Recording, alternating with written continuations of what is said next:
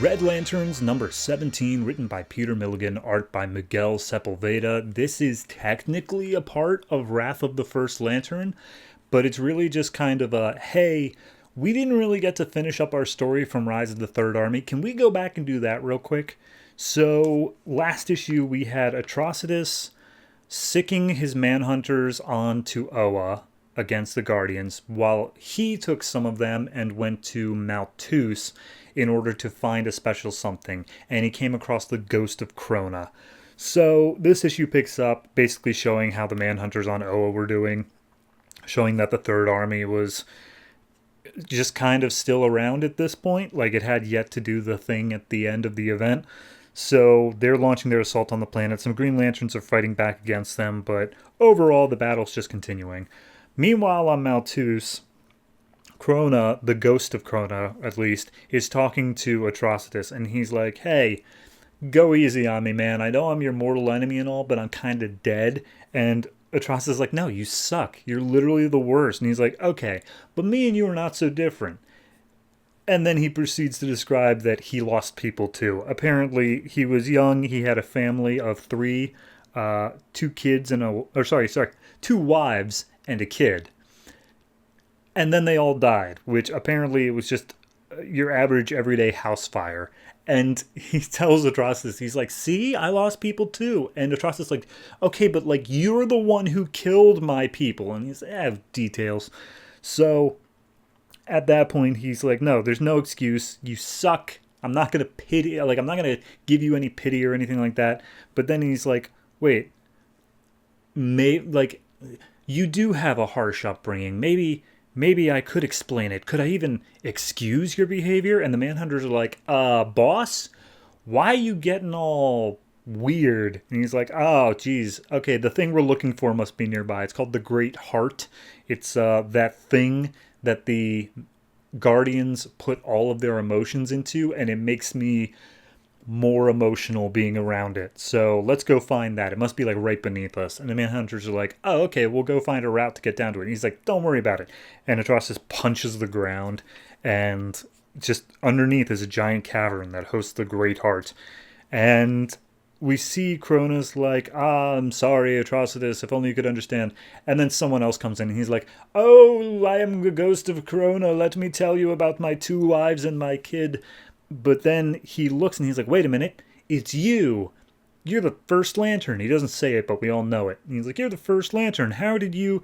And then First Lantern, like, sticks his hand into the Ghost of Krona and seemingly destroys him. So then we cut down to Earth, specifically London, where a woman is being harassed by some guy from a bar, and she's basically trying to outrun him. And we see Rancor looking on, and he's like, I could probably help her, but she just run away because I look so scary. But what if I could make a construct that didn't make me look so scary? And then he gets this crazy ass like web of blood all over him, and he's like, yes, I will make myself look human and I can live a normal life. So then we go back to Malthus, and as Atrocitus lands, a bunch of robots come up, and they're like, hi, we're the Guardians of the Great Heart. Do you know what the Great Heart is? And Atrocitus is like, yes, it's filled with the Guardians' emotions. And it's like, yep, that's right. Also, we only let people pass if they are drained of emotion, and you feel a lot of emotions. And he's like, all I feel is rage. And it's like, okay, but yeah, rage is an emotion, guy. I don't know why you don't think that. But he says, like, no, you also feel other things deep in your heart. You have a sadness. You have all these different things going on. But here's the thing. Us robots, we are technically able to drain you of that emotion. Isn't that something you want? To never feel this hurt again? To be able to live without it? And as they're taunting him with this, the Manhunters go up to one of the robots guarding the Great Heart. And they're like, hey, let us by. And he's like, oh, I'm sorry, I can't let anybody by who has emotions. He's like, oh, wait, you're robots. Go on in. It's going to take all the time you need. So Atrocitus is kind of just losing his mind at this point because he's like, I could do it. I could lose all of my emotions. I could never feel this way again. That sounds pretty good. So meanwhile, back in London, The woman got cornered by the guy from the bar, and Rancor, in his disguise, shows up and he's like, "Oh, leave her alone." And he's like, "Oh, well, you're her knight in shining armor." And he's like, "Don't make me angry. You won't like me when I'm angry." And then we cut to his arm being broken in like 4 places. And the woman's like, "Wow, okay, I think you broke his arm." And Rancor's like, "Oh, I'm sorry. Does that horrify you? Am I a freak to you?" And she's like, "No, let me buy you a drink." So he's able to live his normal life, and he's like, maybe, just maybe, I can make this work. And we see Bleez just watching on from a distance, like, oh god, that guy's an idiot. So then we go back to the Manhunters, who are doing something to basically pack up the Great Heart and take it with them, and so they start shielding it. And as they shield it, Atrocitus starts getting back his stuff, and he's like, wait a minute, hold on, I'm feeling less crazy and more rage. And so he spits out his napalm blood at the robots and starts tearing them apart. And he's like, oh, what is pity compared to rage? So Manhunters pack up the Great Heart, and they're like, cool, here's the plan.